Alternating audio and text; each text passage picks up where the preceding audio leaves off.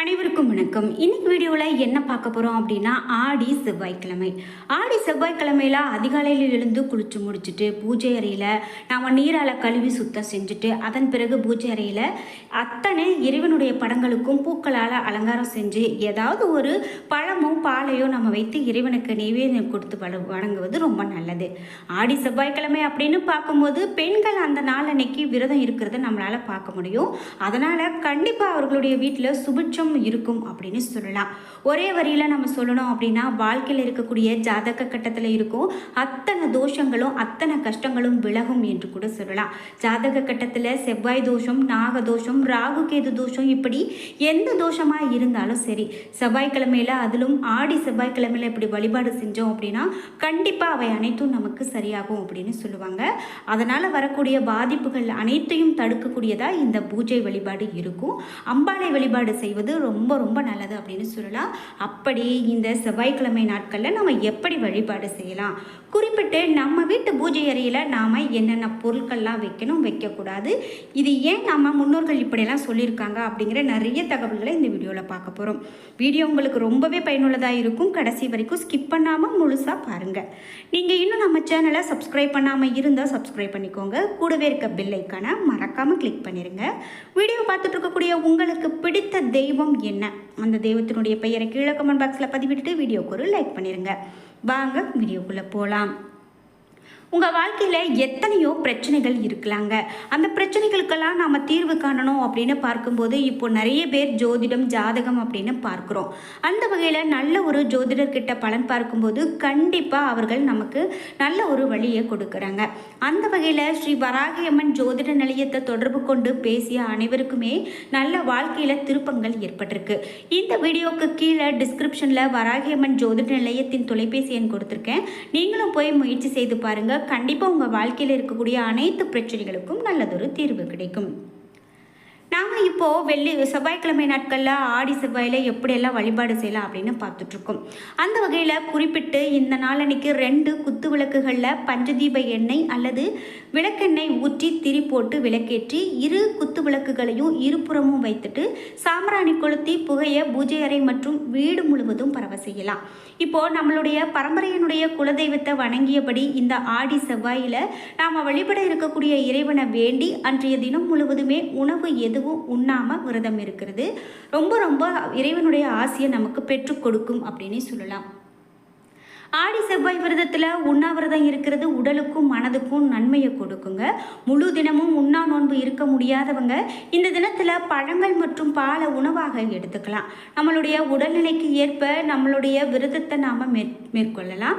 பழம், பால் சாப்பிட்டு விரதம் இருந்தாலும் சரி, சாப்பாடு சாப்பிட்டு விரதம் இருந்தாலும் சரி, எதுவுமே சாப்பிடாம விரதம் இருந்தாலும் சரி, இல்லை சாதாரண உணவுகளை உண்ண வேண்டிய கட்டாயத்தில் இருக்கிறவங்களும் சரி, இந்த செவ்வாய்க்கிழமை காலை இறை வழிபாட்டை முடித்த பிறகு உணவு உண்ண தொடங்கலாம். ஆனால் சுத்தமான மனதோடு விரதம் இருக்க வேண்டியது குறிப்பிடத்தக்கதாக சொல்கிறாங்க.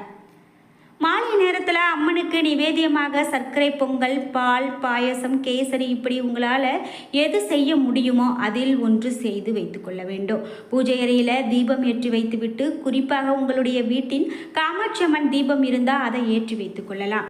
இப்படி தீப வழிபாடு அப்படிங்கிறது ரொம்ப ரொம்ப நல்லதுங்க. சரி, நீ பூஜை அறையில் நம்ம என்னென்ன பொருட்களை நம்ம எப்படி வைத்திருந்தா நல்லது, எதெல்லாம் செய்யக்கூடாது அப்படிங்கிறதையும் தெரிஞ்சுக்கலாம். எக்கச்சக்கமான தெய்வ படங்களையோ தெய்வ திருவுருவங்களையோ வைத்து நிரப்புவதை காட்டிலும் கண்ணுக்கு நிறைவாக இருக்கக்கூடிய குறைந்த எண்ணிக்கையோடு நாம் கடவுளுடைய படங்களை வைத்து வழிபாடு செய்வது நல்லது. குறிப்பாக முருகர் அப்படின்னு எடுத்துக்கிட்டால் முருகர்லேயே ஒரு 10 முருகரை வைத்து வழிபாடு செய்வதை காட்டிலும் ஒரு 1-2 மட்டும் வைத்து வழிபாடு செய்வதே ரொம்ப நல்லது. சிவன், பார்வதி, விநாயகர், முருகன் உள்ளிட்ட படம் ஒன்றை கிழக்கு பார்த்து மாட்டி வைக்கிறது ரொம்ப சிறப்பு. எந்த இஷ்ட தெய்வத்தையும் பூஜை அறையில் வைத்து கொள்ளலாம். அதே நேரத்தில் உக்கிர தெய்வங்களான மகா காளி உள்ளிட்ட தெய்வங்களுடைய படங்களை வைத்து வழிபாடு செய்வது மிக மிக நல்லது. அதே போல் விளக்கேற்றும் நேரம் பூஜை அறையில் இருக்கக்கூடிய தீபமானது கிழக்கு வடக்கு நோக்கி எரியும் வகையில் ஏற்றலாம். பூஜை அறையில் சூரிய உதயத்தின் போதும் சூரிய அஸ்தமனத்தின் போதும் என்று ஒரு நாளைக்கு 2 முறை பூஜை செய்வது ரொம்ப நல்லது.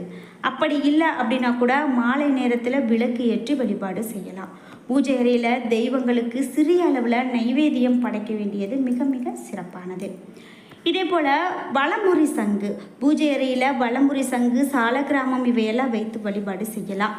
அது நம்மளுடைய வீட்டில் சக்தியை அதிகரிக்கும். பூஜையின் போது தீபாராதனை காட்டி தெரிந்த தெய்வ பாடல்களை பாடி வழிபட வேண்டும். மந்திரங்கள் உச்சரிப்பது சக்தியை அதிகரிக்கும். ஒவ்வொரு நாள் பூஜையின் போதும் சிறிய பாத்திரத்தில் தண்ணீர் ஒன்று வைத்து பூஜை செய்வது ரொம்ப நல்லதுங்க. அடுத்த நாள் அந்த தண்ணீரை கூரையில் ஊற்றி விடணும். இதே போல் இப்படி செய்வதால் துர்சக்திகள் நம் வீட்டை அண்டாது, நம்மை அண்டாது அப்படின்னு சொல்லுவாங்க. அதே போல் நாம் வீட்டில் பூஜை செய்யும்போது வாசனை சாம்பிராணிகள், ஊதுபத்திகள் ஆகியவற்றை ஏற்றி வைத்த பிறகு பூஜையை தொடங்குறது ரொம்ப நல்லது. பூஜையின் போது மணியோசை எழுப்புவதும் கூட துர்சக்திகள் நெருங்காமல் இருப்பதற்கான மணியின் இசை ஓசையானது தீய சக்திகளை விரட்டி தெய்வீக சக்தியை வீட்டில் நிலவ செய்யும் வல்லமை கொண்டதுன்னு சொல்லலாம். தினமும் மணியோசை எழுப்பி பூஜை செய்பவர்களுடைய வீடுகளில் தெய்வ கடாட்சம் நிரம்பி ஆரோக்கியமும் சகல சௌபாகியமும் பெருகும் என்று ஆன்மீகத்தில் சொல்லப்படுது. சரி, இதே போல் பூஜைக்கு பயன்படுத்தக்கூடிய பொருட்கள் அப்படின்னு பார்க்கும்போது நம்ம வீட்டில் பூஜை அறையை தவிர வேறு எந்த அறையிலையும் வைக்கிறது நல்லது கிடையாது அப்படின்னு சொல்கிறாங்க. அதனால் நாம் அதையும் கவனித்து வைக்கணும். அதே போல் நம்ம வீட்டு பூஜை அறையில் என்னென்ன படங்கள் வைக்கணும், என்ன படங்கள் வைக்கக்கூடாது அப்படின்னு பார்க்கும்போது உக்கிர ரூபமாக இருக்கக்கூடிய காளி, அதே போல் நாம் ஒரு முனியப்பன், அந்த மாதிரி உக்கிரமாக இருக்கக்கூடிய கோபமாக இருக்கக்கூடியவர்களுடைய படங்களை வீட்டில் வைக்கிறது நிறைய பேர் யோசிப்பாங்க. அதே போல் முக்கியமாக காளியினுடைய படத்தை வீட்டில் வைத்து வழிபாடு செய்ய வேண்டாம் அப்படிங்கிறது தான் முக்கியமாக சொல்லக்கூடியது.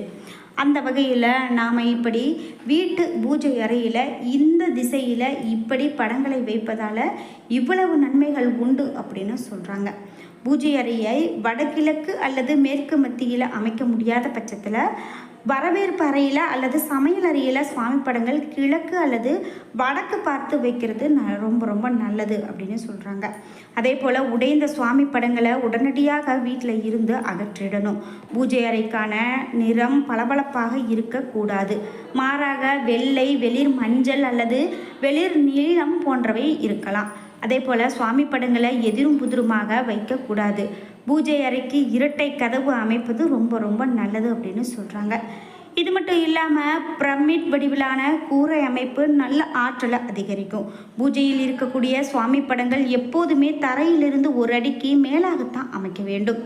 பூஜை அறையின் கதவுகள் மற்றும் ஜன்னல்கள் வடக்கு அல்லது கிழக்கு திசையை நோக்கி தான் திறக்க வேண்டும்.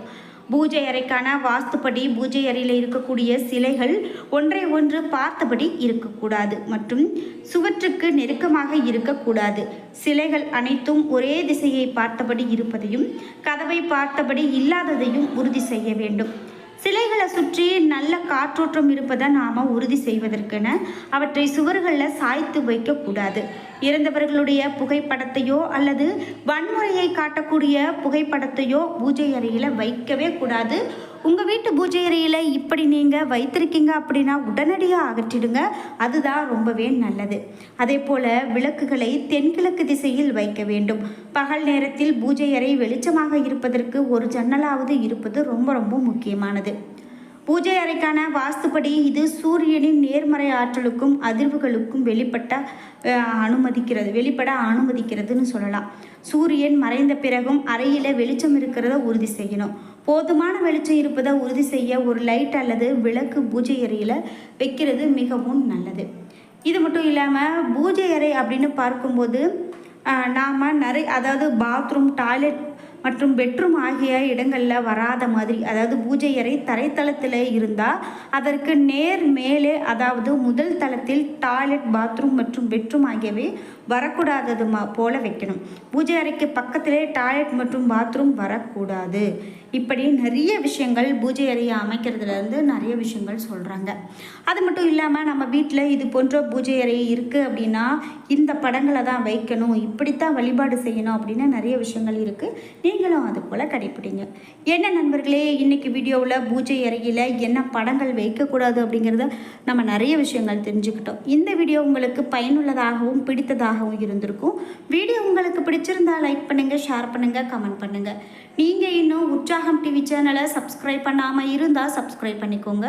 கூடவே இருக்க பெல் ஐக்கானை மறக்காமல் கிளிக் பண்ணிடுங்க. நன்றி வியூவர்.